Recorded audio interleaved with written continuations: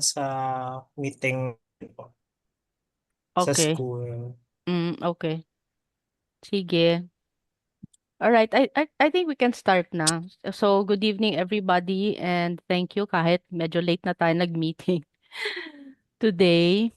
Um so this meeting is really to discuss yung plans talaga ng People and Habitat, no, yung implementation ninyo, uh because we discussed Eman, yung catch-up plan that you submitted, and meron lang talaga mga concerns both YGOL and FPE, no. So this is really what's going to what we'll be discussing this evening. So how do you want it, Doc Louis? Do you want me to raise the concerns that we discussed, or you want to Yeah, yeah, please do. Oo. Okay. So yung kasi, yung concerns namin, Eman, first of all, um, we find that yung catch-up plan may not be realistic, no? In terms of kung ang pag-uusapan is a November 2026 na completion. And then some of the activities that you put there, medyo parang naka-spread out na pwede naman silang i-compress. Okay, like for example, yung training ninyo for mangrove planting that can already be a one-time activity na parang yung mangrove planting itself. Shucks, sorry ha. Wait, sorry. Ay, nag-ring yung phone ko. Sandali lang ha. Okay. You want me to start to continue na, Maris? Okay. Sorry, Doc Louie.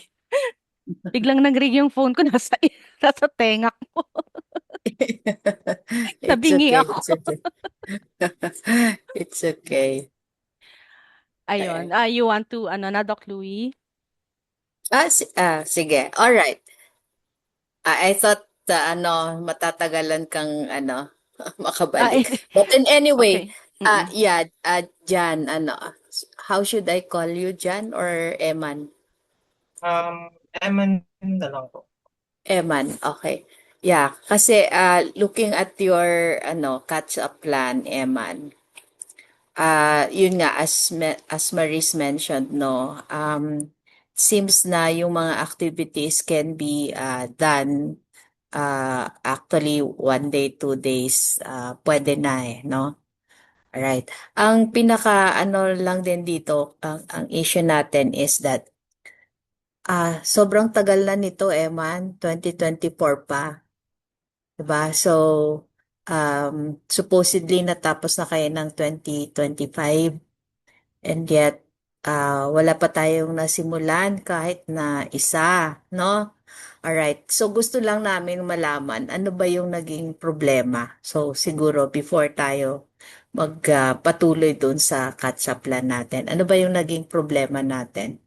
Bakit hindi tayo nakaumpisa kaagad? Sige po. Regarding doon sa mga naging issues before,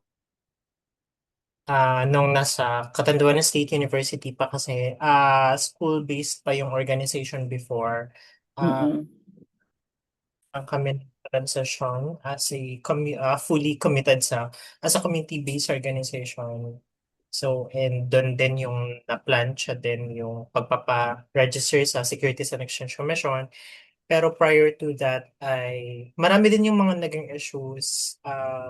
Una, yung mga sunod-sunod na typhoon and tropical storm which we have responded to as well.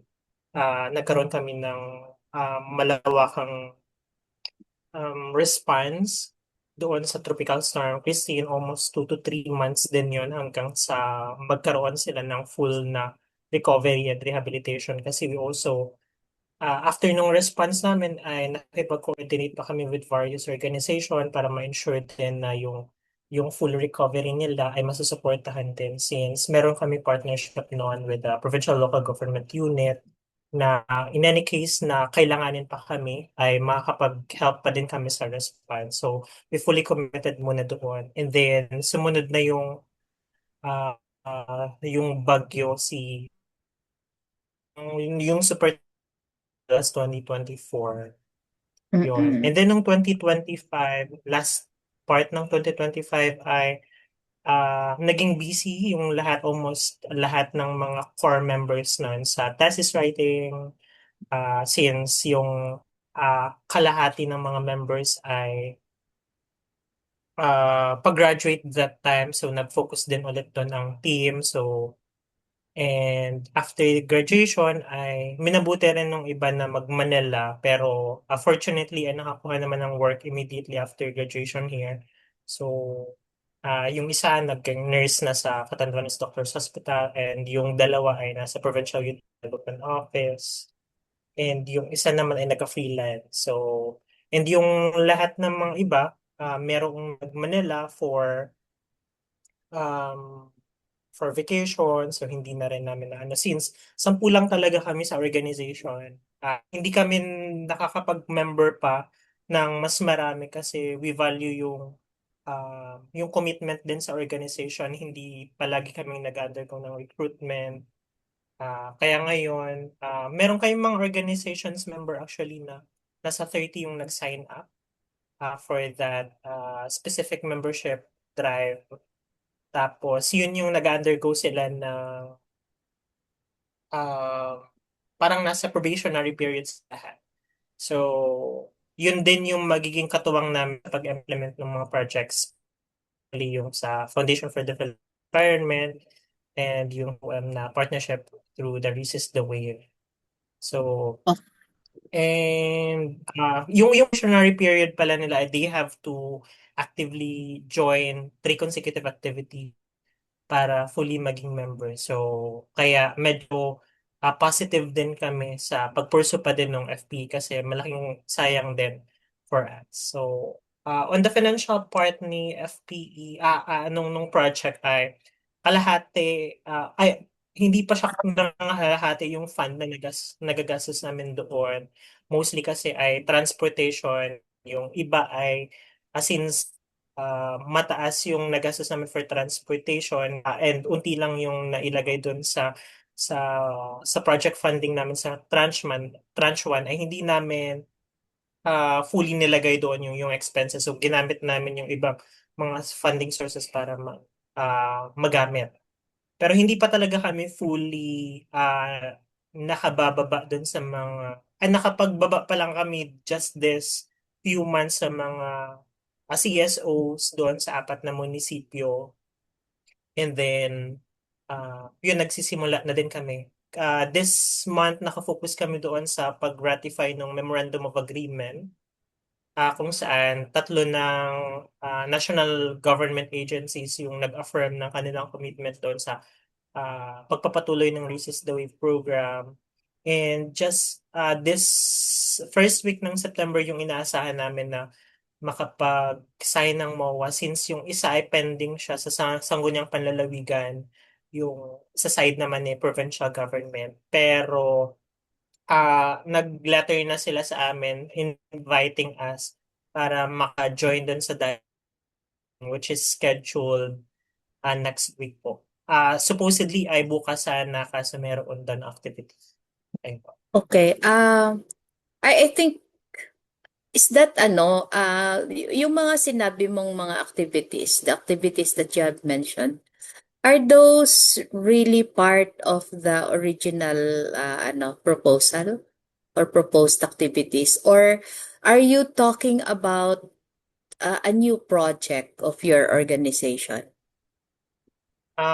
Hindi po siya bagong organization. Kumbaga, scale up lang kami nung parehong milestone pa rin, yung 4 na milestone. Kinontinue pa rin namin yun. Medyo nag-scale up lang sa funding, and yung focus ay almost same pa din. Yung 5 days na training ay yun pa rin yun. Yung policy development na yung green procurement na dapat yung government ay magpo-procure directly ng mangroves doon sa mga community-based organizations na ititrain para sa national greening programs. Doon nas directly kukuha yung government ng ng mga propagules na itatanim. Yung community-based nurseries ay yun pa din. Ah, so wala naman nagbago. Meron lang partnership with the provincial local unit para doon sa 1 million na funding nila and doon sa IOM Philippines. Okay. So you're saying na the same project pa rin, the same objectives, but with different or additional funding. Is that what tama ba yung pagkakaintindi ko? Oo, kasi, Yes po. alright. Kasi we're talking here only of 100,000, di ba? Yun lang yung approved na budget ninyo for Y4B, right? Oo. And then we're talking of a grand So hindi natin parang hindi ko makita saan ngayon ang ano ngayon ang role ng FPE ng Y-Goal, no?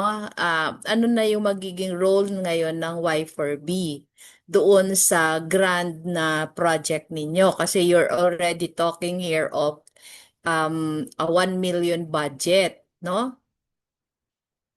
So, paano saan ngayon ang ano ngayon ang role ng Y4B na project natin sa lahat ng sinasabi mo? Sige po. Kasi kailangan malinaw. Malinaw dapat saan ang Y4B and then ano ang role ng Y4B doon sa grand project ninyo na yan. Mm. Doon sa apat na tranches po, doon sa apat na milestone na na-identified earlier doon sa project sa Foundation for the Philippine Environment at WICO through the Y4B program ay ah, s- kung ano yung nilatag naming program doon ay yun din yung dinagdagan ng program lang ng panibagong project. So walang naidagdag na milestones, walang naidagdag na another activities. Yung strategies medyo nagdagdag para maabot kung paano maabot yung mga community-based organization, paano mas madadagdagan um, yung yung numbers ng mabubuhay na yung survivorship ng mangrove. Pero since tina-target namin na by November ay matapos yung project ay una yung tranche 1 ay gagamitin pa rin or ginagamit pa rin fully para doon sa coordination ng mga community-based organizations sa apat na sites, apat na municipalities. And ang plan namin doon sa training na na-identified for tranche 2 kasi yun yung may malaki, ay magkaroon ng ah, one day na activity. Una, yung half day ay para magkaroon lang ng overview doon sa kung ano yung ah, project na ginagawa ngayon in partnership with FPA and IOM. And in the afternoon, 3 hours in the afternoon ay gamitin siya para madiscuss ano ba yung mga nilook forward ng community-based organization. Parang panel discussion siya with partners na magiging bahagi ng MOA signing para ma-identify din, marinig din yung community-based organizations if ano yung need nila. So, bale, yung tranche 2 na nasubmit sa na milestone for FTE ay one day na lang siyang activity. Mas marami lang yung magiging participant nun. So, yung for 5 days na activities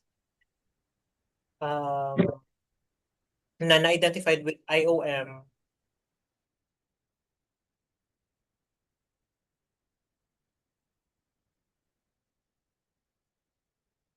Naghang, naghahang ka, Eman? Ay, Hello, Eman, Eman. mukhang naghang nga. Hello, Ma-me- Eman. Ma-message mo, Angel. Sige, miss. Sabihin ko i-off na lang niya muna yung ano niya din. Yan Oo. na lang yung cam, Video, si oo. Angel, Mm-mm. para hindi maano yung bandwidth niya.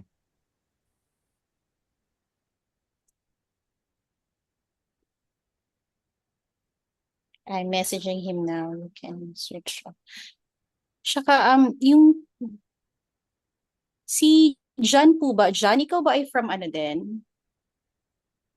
Switch.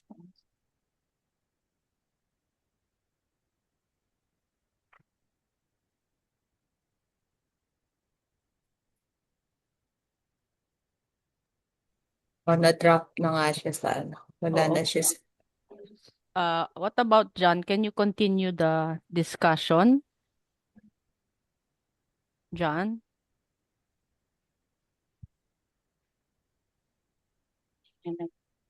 I'll try to call him lang po out for a while. Okay.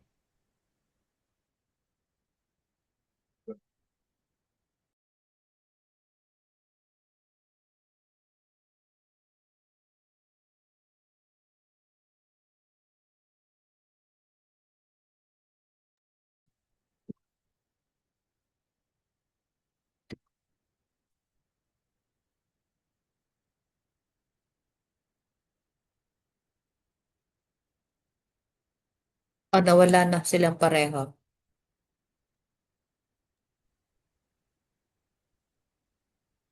The Angel's trying to reach out. Opo, I'll try. Hindi lang sumasagot. Wait lang po. Yung Baka tranche, nawalan nga ng signal sila. Catanduanes. Yung tranche 1 kasi nila, yung 12-4, ang coverage talaga nun is partnerships, agreements, tsaka yung inception. Mm. May graphic design pa nga sila eh. And advocacy t-shirts. Tapos tranche 2 nila yung training proper.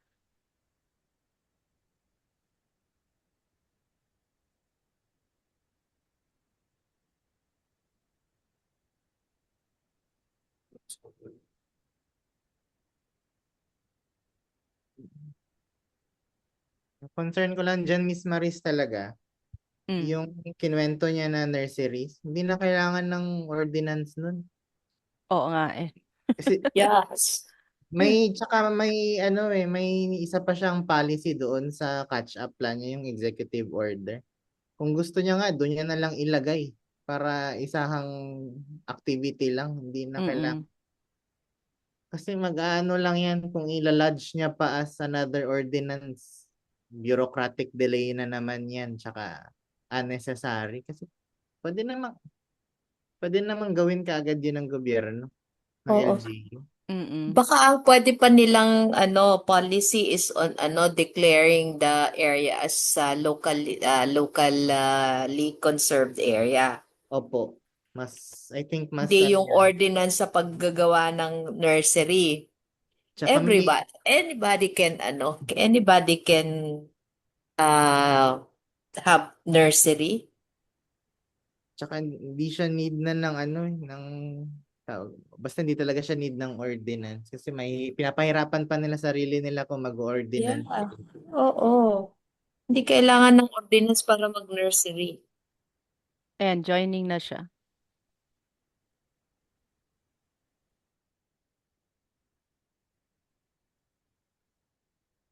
Miss, hindi siya sumasagot kahit sa phone. Ayan, naka-join na siya. Joining na. Ayan na pala si Ay, Emma. Eman. Oo. Ayan. Huwag ka na lang huwag ka na lang Oo, mag-video. camera. Mm-mm. Oo. Oo. Ano ba nangyari? Nawawalan ka ba ng signal? Naka-mute ka, Eman na. Nagbiglang off lang po yung mobile data, yung Wi-Fi. Probably mahina yung internet po. Okay. Alright. O sige pa, anuhin na lang natin yung discussion natin, Eman, para mabilis tayo at saka maliwanag. Nag-off na din ako ng video para makatipid sa bandwidth. Okay. Ano ang assurance natin, Eman, na magagawa natin ang mga activity at matatapos natin ito until November? What is our assurance? As we can actually submit yung yung milestone report since ginagawa na namin siya ngayon. At tinapos ko lang yung meeting notes last time kasi nagsunod yung 3 meeting yung magkakasunod relevant dito sa sa project. So after nun ay magfo-focus na ako dun sa milestone report and then sa liquidation report. Yung liquidation report ay okay naman na siya, kaya lang hindi pa siya ganun na uubos. Pero since yung target sana namin na na t-shirt ay nagkaroon kasi ng problem doon sa logo. Dapat ay for printing na siya, since nagkaroon ng problem dahil doon sa intellectual property ng logo ay medyo na late yung printing, pero nag-revise na din po kami ng logo and nag-report dun sa Okay. intellectual property. Pero this before next week ay isasubmit na po namin yung liquidation report and alongside Okay. yung milestone report. Tapos request na po kami ng for second tranche po. All right. Tapos by Emma, sorry, Emma, to cut you, ha? sige Okay. po. In the interest of time, sorry for that. Okay. Siguro kailangan natin, Eman, balikan ano ba ang objective ng project natin? What really is our ultimate goal? What do we want to achieve, no, for this project? Actually, yung pinaka-ultimate goal po namin ay maging matama yung maling pagtatanim ng mangrove, especially yung proper zonation and maging yun yung pinaka-primary talaga na role, and secondary to that ay yung makapag-develop ng mga trained na tao para sila yung mamumuno, especially sa government side, yung nasa Environment and Natural Resource Office ng probinsya, na sila din yung magkakascade ng nung science-based rehabilitation program, and yung may sama din yung community-based organization. Yun lang primarily yung pinaka-goal niya. Alright. Yung nurse, sige. So, ang target natin, Eman, for this project are the government officials? Both yung permanent na government employees po and yung community-based organizations. Okay. Kasi kung ang government employees ang ita-target natin, parang hindi yata tama, no? Ako, I would rather na mag-focus tayo sa community-based sa community, no? Alright. Ano ang ibig sabihin natin? Sorry, medyo sobrang matagal na ito, so hindi ko na matandaan yung mga discussions natin. Alright, ang sinasabi mo, mali ang pagtatanim ng mangroves dahil mali yung zonation. So, ibig sabihin, ongoing ang mangrove growing sa lugar ninyo? Yes po, ongoing po yung mga pagtatanim, especially led by the government. Actually, last month lang po, meron na naman na kaming na flag. Ang nag-lead nun ay yung Coast Guard po. Okay. Paano nyo nasabi na mali? Kasi yung naging guidance namin na yung sa Zoological Society of London and yung Mangrove Matters, doon sa pagmamatch nung site, nung lupa at nung species ng mangrove. Kasi daw ay magkakaroon ng sakit yung mga katabing mangrove kapag yung species ng Rhizophora yung itatanim doon sa birds. You don't need to lecture us on that, no? Mm-hmm. Okay, so dahil na-flag ninyo na mali yung pagtatanim ng Coast Guard, anong action ang ginawa ninyo? Nagsulat po kami actually sa Environment and Natural Resource Office sa probinsya at doon din sa DENR po. How did they respond? Wala silang response actually po, pero nag-send kami ng copies nung CBMR module through their email and physical copy po. Okay. So sabi mo hindi sila nag-respond sa inyo. Alright. So ano natin? I think tama lang. Okay, maganda naman na Pero yun ba yung nasa original natin proposal? Na sila Yes. talaga yung natin? Yes po, yung employees ng government na nasa ENRO, yung Environment and Natural Resource, tapos yung community-based organizations po. Okay. Kasi si ENRO po yung pagdating sa decision making doon sa Local Climate Change Adaptation Plan and doon sa LDRRMF, yung part doon na sa environment side, yung sa prevention na side ay si ENRO talaga yung parating kinukonsulta ng LDRRMF. So, importante na malaki kasi yung fund na binababa din sa kanila kasi pinaghahati-hatian ng maraming agencies yung LDRRMF. And malaki Okay. yung budget na binibigay for prevention. Okay. So, kaya, Kung ganyan na hindi naman nagre-respond sa inyo, okay. I think i-simplify na lang natin Eman, kung whatever you can do na lang with the 100,000 pesos, no? That is kung talagang kayo, nakikita ko naman na sige, decided kayo, pero siguro i-simplify na lang natin para matapos na itong project na ito. Um, Kasi ang importante naman yung community eh. Ano ang openness, ang receptivity ng community sa inyo? pagdating sa community, maganda, especially doon sa mga maganda yung nila, reception nila pagdating doon sa pag-introduce namin ng science-based na mangrove rehabilitation. Yung sa government side lang hindi naman ganoon sila talaga uh, kumbaga against or hindi nila yun na-accept kaya lang it's just have to have Alin ang format. alin Yung sila sa ang hindi nag-a-accept? yung sa yung sa Coast Guard ng Catanduanes pero inuunti yun din yung actually plan namin isama tapos um, sa Virac po yung sa Enro ngayon ng Virac. Okay. All right. So, ano na lang natin anyway, 100,000 lang naman ito, Emma, Mm-hmm. no? Okay, basta matapos na natin. Pwede bang focus na lang tayo sa community? Anyway, kung maganda ang receptivity ng community, then focus na lang tayo sa Kung baga parang whatever is within our na lang, whatever is within our control na lang tayo, no? So kung maganda ang receptivity ng community, then sa community na lang tayo.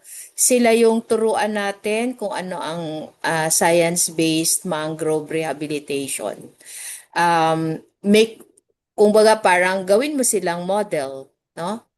Right. And then eventually, kung makita ng ibang organizations na maganda ang resulta ng ginawa ninyo, and then that's the time.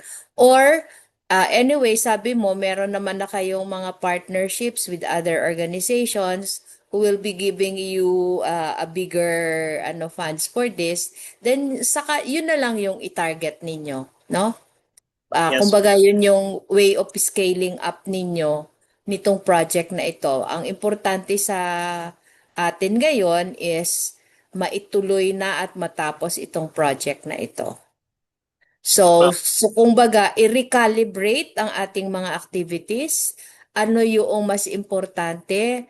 I-harvest natin ano yung ating mga low-hanging fruits at yun ang ating i-harvest. Okay? Okay ba sa inyo yon? Yes po, okay po yan sa amin. Alright. Doc Chloe. So, ang gagawin natin, revisit your catch-up plan. Ano doon yung alin doon ang mga low-hanging fruits at yun yung gagawin natin. Na-mention ninyo doon sa inyong plan na yung ordinance on nursery development. Okay. Doon po sa green procurement po. Green procurement. All right. You know what? Hindi kailangan ng ordinance sa nursery development. Actually, kung yun ang isa sa magiging activity ninyo for the community that you are helping, is yung teach them how to develop a nursery, yung scientific way of developing a nursery. that's a great ano na yon para um, kung maging successful yun, alam nyo, it will give them pa livelihood kasi kung tama yung pag-develop nila ng nursery, then sila yung magiging supplier ng ano ng seedlings for the mangrove rehabilitation diyan sa Catanduanes. Opo. Yun din yung talagang pinaplan namin to. Yan, then focus on that. Kahit isang community lang muna, no? Isang barangay lang muna. Doon lang kayo mag-focus. Kung saang barangay na very open sa inyo, welcome yung project and very receptive and cooperative yung mga tao, then you start there. Okay ba yun? Yes, very okay po siya sa amin to. Alright.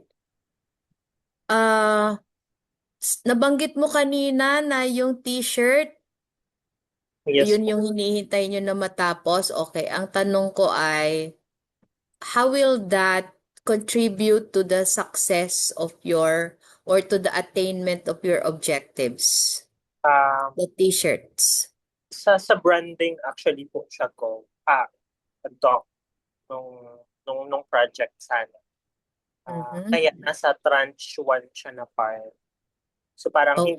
hindi din kami nag-print immediately if hindi kami sure para doon sa tranche 2. Kaya inuna namin yung tranche 2 na kumbaga ay maniobra before kami noon Alright. Yun din yung part ng lesson learned ng Okay. inaano namin. Okay. Sige. Pero ang tanong ko is, okay lang naman no na mag-branding tayo, pero ang tanong ko is, yun nga is that what is going to make you accomplish or achieve your targets? Actually, hindi naman siya ganun kalaki yung ano kasi we can do or we can transfer yung communications and branding pagdating sa social media. Okay. So ano na lang, no? Revisit na lang your plan, no? Your catch-up plan. And then siguro i-revise kung ano yung mga activities. So as again, no, I said, low-hanging fruits tayo. So ano yung ma-achieve ninyo na mas magiging meaningful at makaka-contribute dun sa attainment ng inyong objectives. Yes po. Okay? Yes po. Alright. Okay. So, Maris, Vince, kayo naman. Okay. Pakita ko lang yung ano nila, Doc Louie, yung Annex 1 ninyo. So yung 12,400 covered na yung t-shirts doon. Medyo curious lang ako doon sa sinabi mo. Anong copyright yung nagiging worry Um, natin? Which Well, logo? yung logo kasi ng People and Habitat ay trinay sana namin siyang dahon ng mangrove. Mm. Tapos nagkaroon siya ng conflict doon sa ni Foundation, ni Forest Okay. Foundation. So parang nag-letter si Forest Foundation na just last month if kaya namin makapagawa ng bagong logo para Okay. matanggal yung logo. All right. So it's more of your ano kasi sa inyo pala 'yon. So ayusin niyo na lang yung kaagad kasi naman the funding is supposed to be with you already. Tapos yung second part, yung sa tranche 2, kasi kailangan ninyong ma-liquidate to for FPE to release your tranche 2. So the tranche 2 is really the training. So binigyan na kayo ni Doc Louie ng idea on how to simplify your project na, no? Even ideas like ano yung mga ita-touch on ninyo sa training na hindi rin nawawala yung objective ninyo sa project. And mag-focus na lang kayo sa community kasi yun naman talaga ang ano ni Y4B, more of the community talaga ang nagiging ang beneficiaries natin, the members of the community. And yung sa policy inclusion, meron naman kayo dito pero actually Hindi naman necessary talaga. So, wag na natin isama yan. Like Doc Louis said nga, i-simplify natin. So, ano na lang, talagang ito na yung pinaka-critical ito yung malaki na kailangan ninyong magawa. So, kailangan tapusin nyo na talaga itong tranche 1 and so we can move to tranche 2. If it's going to take you another 2 to 3 weeks, like you said, just to finish the report and everything, it's already, we're moving into mid-August na, no? Kaya, yun yung worry namin. Sana tapusin na natin, no? Kasi, this will be your, yung jump start na ninyo ito for the bigger project.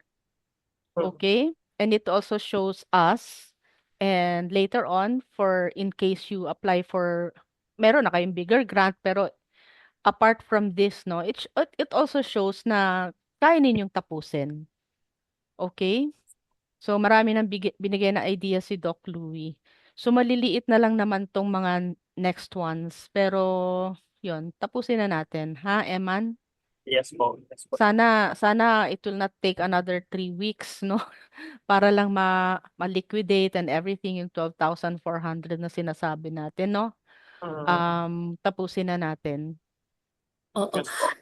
Actually, Eman, yung pag-liquidate, not necessarily ubusin ninyo yung first tranche. Oo. Okay, ang importante, ma-liquidate ninyo whatever you have disbursed, and then dapat yung report ninyo, yung liquidation ninyo is supported by well, of course, yung mga supporting documents for the disbursements, and also supported by the activity report. Mm-mm. Kasi hindi naman pwedeng magli-liquidate tayo na wala tayong naging activities, no? Walang naging accomplishment. But hindi naman kailangan na ubusin nyo kaagad yun. Okay, Actually, kasi yun, yeah. pwede nyo idagdag doon sa mga activities ninyo sa mga susunod. Ang importante, matapos na, ma-start yung mga activities at matapos ito. You know what? Pagka natapos ninyo ito, that this can be part of your track record na magiging part na ng inyong project portfolio, no? Magko-call na ang SGP8 ng mga proposals, no? Sooner magpo-post na ng call for proposals ang SGP8, and it's ang implementing diyan is Forest Foundation Philippines. At kung meron kayong track record na ganito, then you can apply for another grant. So, ayusin ninyo itong implementation ninyo ng project na ito para may track record kayo. Para pag nag-apply kayo for another grant, meron kayong mga proof that you are capable of implementing a project successfully. Okay, so yun lang. Okay.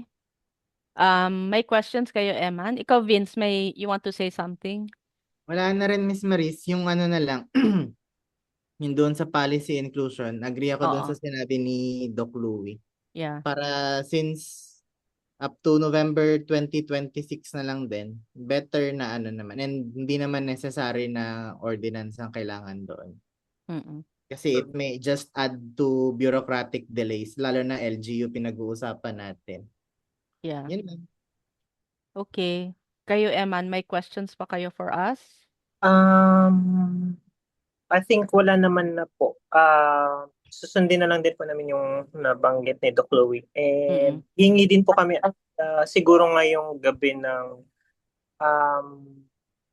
nung video recording ng meeting ngayon para gawan ko ng notes and we can have a meeting then with our finance po para Okay. ma-fast track din yung liquidation. Tapos kung mahirapan kayo sa finance report ninyo, just reach out to Angel kasi nagwo-workshop kami for youth organizations na having difficulties in finishing their finance reports. So, nagra-write shop pala kami. So, habang kausap nyo si Ali, our finance officer, yung right shop na yon at the same time ginagawa nyo na yung finance report para right then and there matatapos ninyo. Okay? Mm. Just reach out to Angel. Sorry, Eman, may stamp naman na kayo, di ba? Yung paid by FPE. Meron na po. Okay, Meron good. na po. Sige. Message ka lang kung okay nang i-review, okay? Mm. Sige, sige. Alright. Okay. Well, Okay. Eman, it would also be good, no, to coordinate with the if you are talking of barangay, it would also be good, no, to coordinate with barangay officials or barangay LGUs, no, para maiwasan din yung mga problema. But not necessarily to lobby for an ordinance sa nursery development or sa mangrove planting, no? Okay, Yes po. so siguro yung basta kailangan alam ng LG yung ginagawa din. Okay? Yes. Thank you, Doc Louie. Okay. Okay. Good Thank luck. you. Good Good evening. Thank you luck. so much po. Sige. Thank you then. Bye Thank, everyone. Okay, Bye. bye. thank you po. Ay, Bye-bye. bye. Bye.